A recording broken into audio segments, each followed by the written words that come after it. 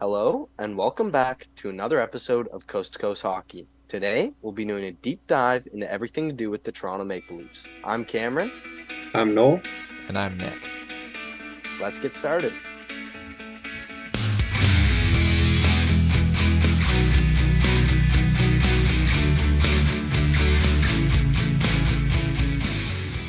Busy offseason for newly appointed general manager Brad Trevelling as he brought in Tyler Bertuzzi, Max Domi, and John Klingberg. More on those guys later. He also brought in Ryan Reeves for some physicality, Martin Jones for some goaltending depth, and other depth pieces.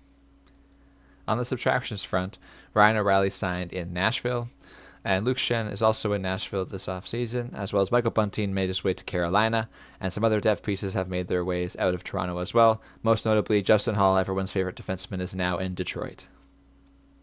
Hallelujah. Moving on to the biggest arrivals for the Toronto Maple Leafs. The first one is absolutely massive for the team as they bring in Tyler Bertuzzi on a one-year, $5.5 million contract. Bertuzzi's a guy who's going to play both wings for the team. He's also a guy who just has an insane amount of compete. And as GM Brad Treliving said, he brings a level of snot, which was an interesting way to put it, but you get the point nonetheless. During the first round of the playoffs last year, he stole an opponent's stick and broke it on his own bench. So just really does whatever it takes to get under the opponent's skin. Last season, he had 16 points in 21 games after the trade deadline with the Boston Bruins. He also put up 10 points in 7 playoff games, 5 goals and 5 assists for the Boston Bruins. And just one season ago, he put up 30 goals and 62 points in 68 games. The second notable arrival for the team is Max Domi. He comes from Dallas last year, where he posted a split season between Chicago and Dallas, where it turns out that he put 56 points, including 20 goals. This is a great offensive addition for the team. Max Domi is not really known for his defensive prowess or defensive ability, especially in the analytics community. However, this is not the reason you sign this guy. You sign this guy on a one-year, $3 million deal to be a complementary piece to some of the stars in the lineup and play alongside and build chemistry with the likes of John Tavares, possibly Austin Matthews, Mitch Marner, etc. So I'm curious to see where he fits in the lineup, but he is arguably one of the best passers in the game, so it'd be nice to see him play alongside shooters such as Austin Matthews. And John Klingberg was kind of an interesting acquisition as he is an almost strictly offensive defenseman. He doesn't really do much in the defensive zone. He signed a one-year, $4.15 million contract in the offseason with the Leafs. And last year he put up 33 points in 67 games and split time between Anaheim and Minnesota. So interesting piece here. We'll see how he does and if he takes some power play time away from Morgan Riley. Moving on to the future outlook for the Toronto Maple Leafs. I'm going to go a little bit more in depth here than normal as the Leafs are my favorite team. Matthew Knies is a guy who is going to make an immediate impact for this team this season. I've heard him called a puck hound a lot. He's just so strong with the puck already and so good at puck retrieval. So it's going to be really exciting to see what he can do this year. He had a strong playoffs with the team last year. The second prospect we have here is Fraser Minten. This is a guy who had a really solid season last year in the WHL. Unfortunately, had a tough playoffs, but as the trend has been with the Maple Leaf prospects, he had a really solid playoffs going into his draft year. And recently in the preseason, this is a guy who's been unbelievable at killing penalties and once again forechecking and puck retrieval, much like Matthew Knies. Joseph Woll is going to step in as the backup this year. He looks like he could be a goaltender of the future for the team. Easton Cowan is a prospect I'm really excited about.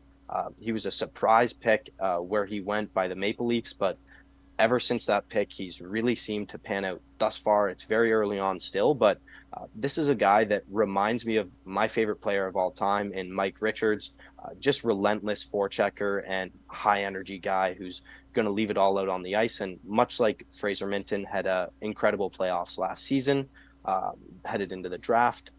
And then fifth there, we have Nick Robertson, who is looking to stay healthy. And one prospect of note that didn't quite make the cut here is Topi Niemela, I believe a second rounder or a third rounder from a couple seasons ago. Pretty high upside offensive defenseman who has fallen out of favor a bit after a bit of a rough season in the SHL last year, sorry. And looking at the draft capital here, previous general manager Dubas was a heavy spender in previous year's deadline, so that's reflected here. They're missing a lot of their second round picks, first round picks, and they do have some nice depth picks there from other teams as well. So I don't really expect that to change under new GM Brad Treliving. A lot of these picks will be gone by the deadline as they are in a win now mode. On to the prospect spotlight for the Toronto Maple Leafs. The three prospects that we're going to highlight today are Matthew Knies, Fraser Minten, and Easton Cowan. As Cam mentioned, Toronto boasts a pretty decent prospect pool despite the recent spending at most trade deadlines over the past couple years trying to break that curse of getting past the first round of the playoffs. So I'm pretty surprised to see that there are quite a few prospects that Kyle Dubas and co. have previously drafted, and now under new management with Brad Treliving, the most recent selection being on the right-hand side there with Easton Cowan. So the first prospect of note is Matthew Knies, and this is a player that I'm extremely fond of because of his college production alongside Logan Cooley, the Arizona Coyotes star, and Jimmy Snuggerud, the St. Louis Blues star. This was one of the best lines in all of college between Knies, Cooley, and Snuggerud, and they played together at the University of Minnesota, where, as you can see last year, Matthew Knies put up 42 points in 40 games as a sophomore. This is exceptional for such an age, and I believe that he transitions very well to the NHL because of his puck skills and his off-puck skills. I believe that his size bodes well for the NHL as well going forward. The second prospect of note is another big fella drafted out of the WHL. This is Fraser Minten. He played on Kamloops last year. And the interesting thing to point out about Kamloops is that Kamloops was the Memorial Cup hosts last year, meaning that they were trying to compete, and Fraser Minten was a big part of that until pretty much the deadline when they acquired Olin Zellweger, the star defenseman out of the Anaheim Ducks prospect system. So Olin Zellweger and Dallas Stars prospect Logan Stankoven were the big dogs on that team last year. So I look for this year, while those two have graduated, for Fraser Minten to be the next guy to step in, be that first-line center, and take over that team, as he has progressed every year, except for the playoffs last year where he was sort of sheltered, unfortunately, during that time where Kamloops was kind of running the one-man show on forward and the one-man show on D. I'm curious to see what Fraser Minten's future projects because he has sort of middled out at around just about a point per game pace in the WHL, which is maybe what people have expected, but he was drafted at 38th overall in 2022, so it'll be interesting to see how he does over the next couple years. I see big things coming for him because of his off-puck skills as well. And as the trend has gone, Easton Cowan is another guy who bodes exceptionally well for the NHL because of his off-puck skills. Typically, half the game is going to be spent without the puck in a general hockey game, so I can see guys like Knies, Minten, and Cowan all doing well when the team doesn't have the puck. These are key players to have in your lineup on the ice when they don't have the puck because you have to retrieve it and you have to be able to acquire it once you need to score goals. Easton Cowan is one of those players who is a great forechecker despite the size, and he can win puck battles and outbody people despite being 5'11". As Cam mentioned, Matthew Knies is a puck hound. Fraser Minten is also quite the puck hound with a bit more finesse, and Easton Cowan is an exceptional puck hound with a great motor that powers him through the OHL. I expect him to play alongside Denver Barkley this year as the top dogs in London and produce better than he did last year, which was 53 points in 68 games, but he also did put up 21 in 20 in the playoffs, so that's a good sign for Leafs fans. Just one more thing of note here is the fact that Knies and Minten are kind of refreshing as prospects to Leafs fans as they kind of break the mold of undersized prospects that Kyle Dubas has historically gone for in the past. So really good to get some size in that forward group moving forward here. Moving on to the projected forward lines for the Toronto Maple Leafs, and this is undoubtedly the strength of the team. It all starts with that first line as Tyler Bertuzzi is now slotting in on that first line left wing with Austin Matthews and Mitch Marner, who have been mainstays over the past few years. Matthews and Marner have been one of the best duos in the NHL for the better part of half a decade now, at least. Honestly, to begin the preseason, Bertuzzi hasn't been a seamless fit on this line, so it'll be interesting to see in the longer term if he does fit in, but I'm sure he will, as he kind of seems like Michael Bunting on steroids, as he brings a lot of the same aspects with a bit more of an offensive upside. The second line there boasts Matthew Knies, John Tavares, and Calle Jarnkrok, an interesting mix. Jarnkrok is currently injured right now. It doesn't seem to be long-term. He's supposed to get into action soon. There is talk he could be a cap casualty, so whether this line sticks is anybody's guess at this point, but honestly, I see this more as the third line, given that Nylander should not be on a third line in the NHL. He's definitely a second or first line player. But as we said, Matthew Knies is going to make an immediate impact, so it'd be good to have him on a line with a veteran like John Tavares and Calle Croc is going to bring that defensive responsibility to any line that he's on. The third line there has Max Domi and William Nylander, and this has been a duo that's had immediate chemistry in the preseason, setting each other up for goals. Most recently, Nylander had a beautiful pass to set up Domi against Montreal. So this is definitely a duo I think is going to stick out of preseason. And then Sam Lafferty's just on there as well on the third line. He brings a bit of different element of physicality and forechecking, so wouldn't be a bad guy to throw on that line there as the third fiddle. And then the fourth line there begins with Noah Gregor, who remains on a PTO, but seems kind of like a foregone conclusion that he will be brought in on a minimum contract at 775. So he's fit in pretty well with David Kampf and Ryan Reeves on that fourth line thus far. Obviously, David Kampf is an incredible penalty killer and defensive center, so it's kind of a luxury to have him on your fourth line. As I heard the commentators say the other night, it's great to have a center on the fourth line. You don't worry about matching up against the other team's top lines. And Ryan Reeves has been fine during the preseason. You know what you're getting from him, and it's not necessarily the skill that you're after. He's out there for intimidation, and he's been good on the forecheck so far. So some positive things seen from him. And then for extras, we have Pontus Holmberg, who will definitely get into some games this year. Bobby McMahon, who I wouldn't be surprised to see take a guy like Noah Gregor or Sam Lafferty out of this lineup. And then we also have Dylan Gambrell, who's injured, and Nicholas Robertson, who likely needs more time in the AHL. Onto the projected defensive pairs for the Toronto Maple Leafs. It's a bit of a reconstructed defensive core for this year. You've still got that top pair of Morgan Rielly, but TJ Brodie has been put alongside him instead of what we've seen with possibly Luke Schenn last year, among other defenders. So it's good to see TJ Brodie as well on his off side. He's very good. That's one of the best defenders in the NHL on the right side, being a left shot. So I look forward to seeing that pair together as the top pair. You've got Jake McCabe, who is a pretty astute signing there for $2 million a year in the retained salary transaction. So he's going to be locked up for the next 2 years on that top four pretty much alongside John Klingberg, who's on the 1-year deal at $4.15 million. So Klingberg, an offensive-minded guy alongside Jake McCabe, a quite defensive-minded guy. I think that's a good mix. And then on the third pair, you've got Mark Giordano on that very team-friendly contract at $800,000. Could have probably signed for more elsewhere, but he is 40 years old, so I'm excited to see him continue to have the legs to play on a team like the Toronto Maple Leafs alongside youngster Timothy Liljegren, who has sort of yet to find that top four role, but as you can see above him, there are some defenders in his way. If you look at the extras, you've got Simon Benoit, who was brought in for that physicality. I'm encouraged to see that he's an extra because I really hoped that the six guys here would line up well with that trade of Rasmus Sandin to Washington. That sort of makes these six the main six for the team. You've also got William Lagesson there, who'll probably spend time in the AHL, the former Edmonton Oiler there. And then finally, looking at the goalies here, we have Samsonov, who will be the starter for this team. And he was a big part of that playoff series win last year against the Tampa Bay Lightning and also had a very solid regular season last year. So looking for another very consistent year from him. And to back him up, we have the youngster Joseph Wall, who also got some time in the playoffs last year after Samsonov's injury. And he's still somewhat unproven in the NHL, but has shown flashes of being a very good goaltender. And finally, some depth, we have Martin Jones, who may be claimed off waivers, but if he isn't, it's a very good third goalie to have. Moving on from the lineup for the Maple Leafs to the storyline surrounding the team headed into this upcoming season. The first one is the big one that's on every Toronto Maple Leafs fan's mind, and it's the William Nylander contract extension and the possibility of a trade if they're not able to come to terms with him. So Nylander put up a career high in goals and points last year with 40 goals and 87 points in 82 games. And he came into these contract negotiations asking for around $10 million.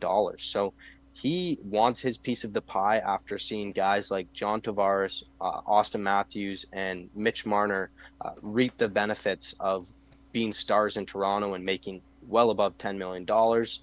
So he wants to benefit from that as well. And to be honest, at many times, he's looked like the best player on this team. So can't really blame him for asking for it. But do you guys think that William Nylander is worth $10 million? And do you think that it's even possible for the Leafs to fit him on their team at a cap hit of $10 million? I think the Leafs are going to do, and Brad Treliving is going to do everything in their power to keep him. I think Nylander said that he's wanted to play in Toronto, and I really do believe he will be getting a contract above $10 million. Whether that's the best thing for the team or not, I'm not sure, but I definitely think he's going to be getting paid, and he's going to stay in Toronto. Yeah, I agree. I'm looking at other players around the league, such as Bo Horvat and Pierre-Luc Dubois, that have signed pretty big deals in similar age ranges. The issue I have, if I'm a GM, is I'm going to say, William Nylander, you aren't a centerman. I'm not going to pay you like a centerman. Yet this season he will start as a centerman. So this is the perfect situation if you're William Nylander's agent, is to see this guy play center. If he does well at center this year, that'll make all those doubts go away that he can be a centerman and therefore earn what quote unquote centermen are supposed to make in the NHL compared to wingers. Regardless, I do think he's a $10 million player. As we've seen in previous years, he put up way over a point per game, 87 points last year, 80 points the year before. This is a very consistent player who is now healthy each year, and I'm excited to see the future in Toronto.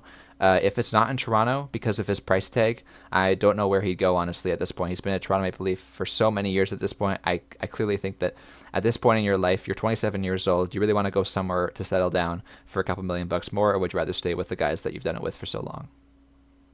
Yeah, to me, this is a guy who actually came into the NHL playing center, but was quickly moved to the wing. So we'll see if that works out. I think a big part of it is to say, okay, if you want to be paid like one of the big guys, you need to prove that you can drive your own line. Essentially, is what this is, because he's been riding shotgun with Tavares and Matthews for the past number of years. So they really want to see him prove that he can do it on his own, and if he's able to do that, I think they'll definitely reward him. To me, I think a fair contract would be in that $9.5 million range. I'd have no qualms about giving him a deal around that AAV. Hopefully, he's willing to take a slight haircut, I guess, from that $10 million ask. But to me, I think 9.5 is very fair. At the end of the day, he's not as good of a player as Mitch Marner is yet, at least.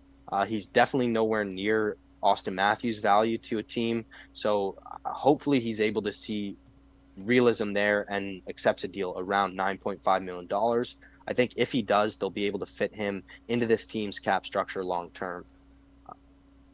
If Nylander was going to get traded, it would have happened this offseason. So I think he's either going to play out this season for the Leafs and get another contract with them, or he's going to leave in free agency. I don't. I think the possibility of a trade is kind of out the door at this point. There's no way they're going to trade him partway through a season when they're trying to contend. And I'm looking back to John Tavares' free agent signing in Toronto, and I'm looking at his point totals the year before. The year before he got that big deal, sort of like the contract year, you call it, he got 84 points in 82 games, which is something that I think William Nylander can do reasonably. I think that is a point total that he can reach. And John Tavares at the time got 13.84% of the cap at the time with an $11 million per year. So I'm curious to see whether that same percentage can be echoed today with a higher cap, and potentially in the next couple of years, if we infer that the cap may go up. That's not the best way to handle business, as we've seen in past issues with Kyle Dubas predicting the cap to go up, and then COVID happens. You're never going to predict that, obviously, that COVID will happen, but at the same time, you're playing for the future and sort of locking everybody up, expecting to have money to spend later on, but then that was not given, and now the Leafs have been in cap purgatory, we want to call it, for many years now. Back to Nylander, though. The main point here is that he is currently making only 8.3% of the cap at $6.962 million. Someone like Mitch Marner is making 13.1% of the cap currently. So if you think that Mitch Marner's worth $10.9 million, then William Nylander might be worth $10 million if you think back to Tavares with similar production at the time. To me, the big thing with John Tavares is, regardless of what the contract was, you were going to have to overpay him just to lure him out of free agency. And at the end of the day, he did take less money than he could have gotten from teams like San Jose or Dallas. There was bigger contracts on the table. So I think they're hoping that somebody who's been in their system this long, isn't known to be a center to this point in his career, at least, will come in less than, I guess, that percentage of the cap, just under $10 million, somewhere around that neighborhood. But I guess only time will tell. And as for a trade, the one thing that really annoys me is hearing the term own rental. I don't think that's not really something that makes a lot of sense to me. I don't think you can have an own rental. The point of a rental is you see how good you are, you go out, you have to spend money to get them. you're just retaining the player and letting them go for nothing, which is fine if that's what you're going to do. But I don't see him getting traded at the deadline. So if you're unable to retain him in the offseason, maybe you're able to work out some sort of sign and trade to send him to a good situation. I'm sure Nylander would play ball. I mean, the team's done nothing but right by him to this point. So I'm sure he'd play ball on something like that. As for teams that would likely be interested in Nylander if trade were to come about, I immediately look to a team like Carolina and a team like the New York Islanders, who are teams that are always trying to go for it and need some offense as well. One key point to that about Nylander is that I'm really curious to see what happens with the defense core after next year. If all these guys with 1 year left, like TJ Brody, John Klingberg, Timothy Liljegren's and RFA as well, if that money gets shed, is William Nylander able to sort of recoup some of that money? And to say that he's been done right his whole career is practically true. But I do wonder if the stalemate that happened in his previous contract negotiation could filter into this one as well, thinking that either he says, I'm not going to wait for you guys to sign me. I'm a UFA. I can do whatever I want. I can go to any team I want. I'm going to go where the money is shown to me, because he was kind of he lost half a season that year and he had to catch up. We saw how he played in January and February after he signed that contract. He was quite slow compared to the rest, and he said that himself. Yeah, I mean, it's been well proven that Nylander, his dad, and his agent are definitely not going to play their cards sooner than they need to, no matter what. There's a well-established history of this, so Nylander's just going to wait it out and do what's best for him at the end of the day, and that's fine. I have been in the past proponent of trading Nylander for some defensive depth.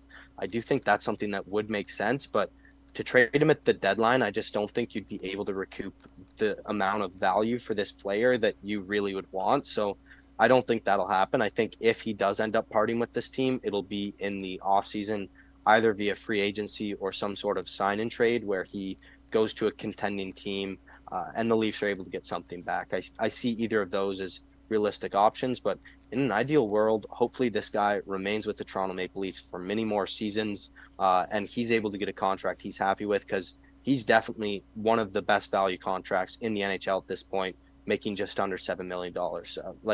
He's been vastly outperforming his contract for a number of years. At the time, it was seen as an overpay, and that's understandable, but he's outperformed it pretty much every year since the first year he signed it. Moving on to our next storyline, it's just wondering whether this goalie tandem is going to be able to cut it this year. So going into last season, the goalie tandem was Ilya Samsonov and Matt Murray. So the health of Matt Murray was always a question, but at least he had the pedigree of being a Stanley Cup champion and an experienced veteran goaltender. To this point, Ilya Samsonov last year put up a .919 save percentage and a 2.33 goals against average, which is really, quite honestly, stellar. Those are great numbers. Probably the most consistent year of his career, as he had played 42 games and maintained those numbers. But even the season before that, he put up an .896 save percentage and a 3.02 goals against average in 44 games with the Washington Capitals. So this is a guy you can clearly see fluctuates throughout his career. Obviously, the Leafs were a much better team than the Capitals at that point. And Joseph Woll has only played 11 regular season NHL games to this point. But in those games, he's posted a .924 and 2.38 goals against average. Last year in the AHL, he posted a .927 and a 2.37 goals against. So he really has done well wherever he's played to this point, but he's unproven at the NHL level. And as Noel said, Martin Jones is likely not going to make it to opening night. He's probably going to get claimed by a team like the Colorado Avalanche or the Tampa Bay Lightning, as we've discussed in previous videos. Samsonov is a guy that when I watch him, I don't have the most confidence in a net. It seems like he's sometimes out of position and will always let in a soft one. He also had some injury concerns last year. I know he missed some time dealing with injury as well in the playoffs. I know the playoff collision wasn't his fault, but still something to be said about that. And as for Joseph Woll, I do like him. I think he shows a lot of promise, but people need to remember he's a rookie. Like the Toronto media will overblow a lot of stuff, and people are acting like he's going to be a brick wall if they're saving every shot. So this is definitely very unproven, although there is a lot of upside. Both Samsonov and Wall are very young, and both could prove to be very good this year and be excellent value in terms of how much they're paying them. So I think unproven is a good way to put it, but a lot of upside. Yeah, absolutely no. And to your point of how much they're paying them, Joseph Wall signed a 3-year deal at roughly 767,000 with the intention that this is an easy contract to move into the NHL. This is an affordable cap hit. He knows what the team's going through with their cap issues. So this is a contract that is super friendly to be up in the NHL. You don't want too many players with high cap hits in your lineup, obviously, but Joseph Wall being at that friendly deal allows him to be in the NHL even if he's not ready yet. I do think he is ready, however. I do believe he is ready for this year to be in some games. Obviously, he's a rookie, but I'm looking forward to seeing him play some games because he's 25 years of age now. He was drafted in 2016, believe it or not. This is a guy that has had a long journey to get here, and I really hope that he gets the opportunity. As for the Martin Jones issues, I'm curious to see what happens really with the Leafs construction. They have a lot of decisions to make over the next bit as training camp winds down. Dylan Gambrell, currently on Cap Friendly, is on their main roster despite being in the extras. He is not waiver exempt, therefore he's going to have to pass through waivers to get there. I don't know if he gets claimed, but that is a guy who is sort of on the outside of the forward projections, but is still currently taking money up on the Cap Friendly website. So I'm curious to see if he goes out and they sign Noah Gregor to pretty much the same amount of money. They can carry 3 goalies because there'll be 13 forwards, 7 defensemen, 3 goalies, creating 23 roster. That's the max you can have. So they can technically carry all those guys, but if they wanted to add an extra forward or a defense, they will likely lose Martin Jones in the near future. Yeah, the one thing with Gambrell is he suffered a concussion earlier, just a little bit ago, so he's going to be on IR for a while here. So they don't have to put him down yet, but even if he gets claimed when they put him down, I don't think it's going to be that big of a concern to Toronto Maple Leafs because Noah Gregor is really impressed so far. So I think they like him a bit more. In terms of the guys we're talking about here in Ball and Samsonov, uh, to me, this is a really big year for Ilya Samsonov as he went to contract arbitration in the summer. So he's out to prove that he is worth the contract that he was seeking. I can't remember, it was around 4.9 million or something like that in the arbitration process.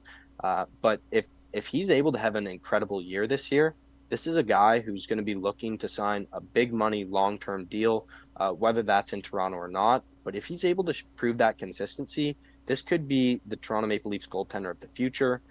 And as for Joseph Wall, the thing to remember here is he is no longer waivers exempt, so he's definitely not going down to the AHL. He would get claimed instantly because of the upside with him. Regardless of how he's performing, he would get claimed right away by some other team that's willing to take a shot on him. So if one of the goalies is to go down, it's going to be Martin Jones. But I am somewhat of a fan of rolling with 3 goaltenders if they're able to do it with the roster construction and the cap hit. But at the end of the day, I am interested to see the split in the number of games between these 2 guys and maybe these 3 guys because Samsonov is not a guy who's played a lot of games before in his NHL career. So it'll be interesting to see whether he plays upwards of 50 games this season. And for Wall, that could mean he's playing 30 games. So that's a lot more games than either of these guys have played in their career to this point. So it'll be interesting to see how that plays out. And if they're able to leverage Martin Jones to some extent to kind of supplement those 2 guys and maybe play 15, 20 games himself. Yeah, especially with Samsonov's injury history, we could definitely see more time for Wall or Jones or another goalie. You just don't want to be riding so heavily on someone that has had injuries in the past. Moving on to our final storyline here, and it's just wondering whether or not this decor is going to be good enough. Personally, I'm of the opinion that this decor is perfectly fine to get them through the regular season. I have no issue with it there. In the regular season, physicality isn't as big of a deal. The bigger issue is puck movement and offense, which this decor has a lot of all throughout it. But at the end of the day, with the acquisition of Luke Shen last year, we saw just how important a physical guy who can move bodies from the front of the net is in the playoffs. So at the end of the day, do you guys think that they're going to need to address the decor throughout the season or at the deadline? Yeah, I definitely think so, and I think Brad Tripling knows that as well. I think he had the quote saying he likes big and long D or something, He something did. along those He did lines. say So, that. It was yeah, I yeah. really do think that he's going to go out there at the deadline or even partway through the season and acquire someone. I know he's been the name Nikita Zadorov has been floating around there just because of his time, Brad Trilling's time with the Flames and his relationship with Zadorov. So I think this is definitely something on the radar of Trevling, but it's also kind of confusing why he went out and got Klinberg when he could have just Yeah. addressed this at the start or in the off season. So we'll see what he ends up doing here. Yeah, and John Klingberg specifically was at one of his like lowest career values probably at that point, and he still commanded $4.15 million. And in a penny pinch environment for the Toronto Maple Leafs, I'm very interested to see why they did that because if John Klingberg can't perform to a $4.15 million rate, he's going to be pretty much like buried or gone. Like this is a guy that you can't have doing what he's doing wrong in the lineup. He has to be there every night as a top four defenseman for this team. So I wish the best for him this season. But the decor overall, I'm actually pretty pleased with as well. I think the good combination of offensive-minded players and defensive-minded players bodes well. In transition, this team loves to run the 1-3-1. So I think that if you have a offensive-minded defenseman who can pivot into that three in the middle of the three middle guys. I'm really curious to see if that is the best way that it goes. If there's a defensive minded option like putting TJ Brody alongside Jake McCabe on the PK or something like that, seems like an ultimate option for defense for them.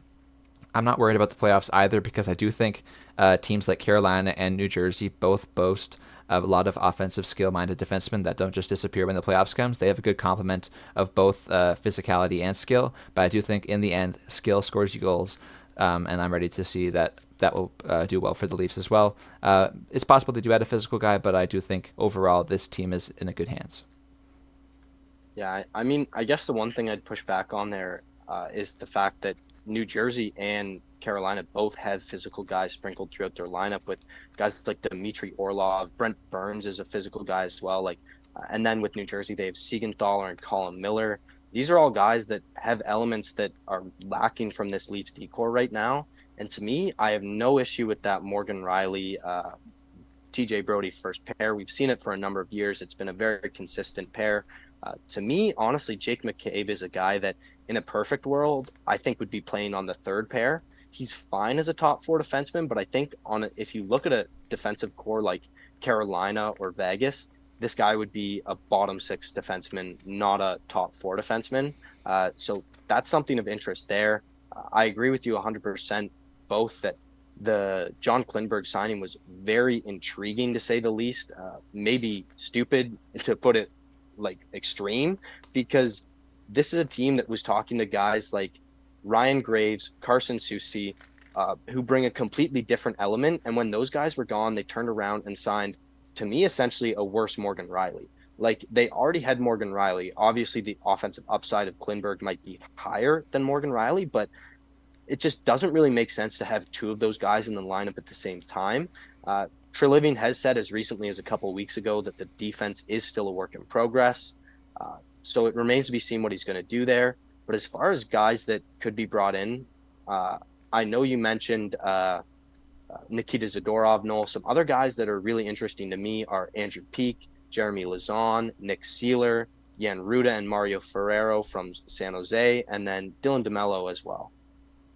One other point I'll make before we wrap this up is I'm just concerned that Father Time has finally caught up with Mark Giordano. You know, he Yeah. turned 40 recently. We saw him kind of get exposed in the playoffs last year. He seemed to like kind of lose his step, and it is a very long regular season. So I'm thinking we're going to see a bit more load management this year, and hopefully he'll be fresh and ready to go for the playoffs. Yeah, and one key last point as well on Timothy Liljegren is that it is clear that the Toronto Maple Leafs do not believe in his potential right now as a top four defenseman. That's why they brought in somebody like John Klingberg. So I'm curious to see where Timothy Liljegren ends up by the end of the season. I really wish the best for him because I really was fond of him when they drafted him, and I really hope that he pans out. But it is clear at this current state of the Toronto Maple Leafs, he will not be in their top four and commanding all those minutes. Yeah, Liljegren's definitely a guy who could be an X factor for this blue line if he's able to step into those top 4 minutes. This blue line looks a lot better, but like you said, Nick, he hasn't proven that so far. Uh, do you guys like anybody in particular to bring into this? I know you said Nikita Zadorov, Noel. Uh, what do you have anybody that you'd be looking to go after, Nick, if you were Brad Treliving? I like Dylan DeMello specifically out of Winnipeg. It just depends on their lineup by the deadline because obviously Winnipeg wants to compete every year, but they seem to be sort of straddling that playoff bubble. Overall, Dylan DeMello is a great defensive complementary piece to someone like Morgan Riley. I think would be a perfect defense partner for him. I riddled off a bunch of names, but the three that I'm most interested in particular are Andrew Peeke and Jeremy Lazon are two because I think those are both teams that have a surplus of defensemen and likely need to move one of them. I think they both bring the physicality that the blue line is lacking. And the third one I'll add in as well is Nick Seeler, just because he's on the rebuilding Philadelphia Flyers and he is at a very cheap cap hit of I believe 750 or something like that, 750, 775. Just an incredibly cheap cap hit for a guy who would come in and bring that physicality that's missing since Luke Shen left. Moving on to our final segment here, just a broad overview for the offseason and the upcoming season for the Toronto Maple Leafs. For the offseason grade, we're going to go with a B. That's because it was a very mixed bag of acquisitions. Brad Treliving had Leafs fans pulling their hair out on the first day of free agency, signing Ryan Reeves and John Klingberg. And then on the second day, they were ready to give him the keys to the city after signing Tyler Bertuzzi and Max Domi. So that pretty much sums it up. It was a mixed bag of signings, but at the end of the day, to bring in high quality guys like Bertuzzi and Domi was incredible work. We'll have to see how Klingberg and Reeves pan out. As for the offensive strength of this team, this is one of, if not the best offensive teams in the NHL, up there with the Edmonton Oilers. So the offensive strength for this team is going to be an A+. As for the defensive strength, it's going to be a B. We've been through it at nauseum at this point, but just to me, not a playoff-ready defensive core. In terms of the goaltending strength, it's going to be a B+. Samsonov really had a coming-out party last year where he was really announced himself as a bona fide starter in the NHL. So we'll have to see if he's able to maintain that and how Joseph Wall is able to do as well. In terms of the future outlook, it's going to be a B+. They were just able to re-sign Austin Matthews, and they have a surprisingly good prospect pool considering the picks that they've had in recent years. Maple Leafs fans get the joy of watching an absolutely phenomenal regular season team and then watch it all come crumbling down in the playoffs. And it's really going to be the same thing again here this year. Obviously, they're hoping for different playoff success, but they're going to be great in the regular season. We have them first in the Atlantic Division in our projected Eastern Conference standings. I just say that first place position is underscored by the injury to Andre Vasilevsky. We made these standings before that, but it really cements that. Moving on to our final graphic here. In terms of the individual rankings for the Leafs, Nick had them finishing 5th. I also had them finishing 5th, and Noel had them finishing 6th. So the aggregate ranking for the Toronto Maple Leafs is 5th. And as Noel said, the first place team in that Atlantic Division. So not much debate here, nothing really to get into. So that'll do it for today's video. Bit of a long one, but this is a team that we feel passionately about. So really appreciate you guys making it to the end. Make sure to tune back in for the next video. Appreciate all the support so far. Make sure to like, comment, and subscribe.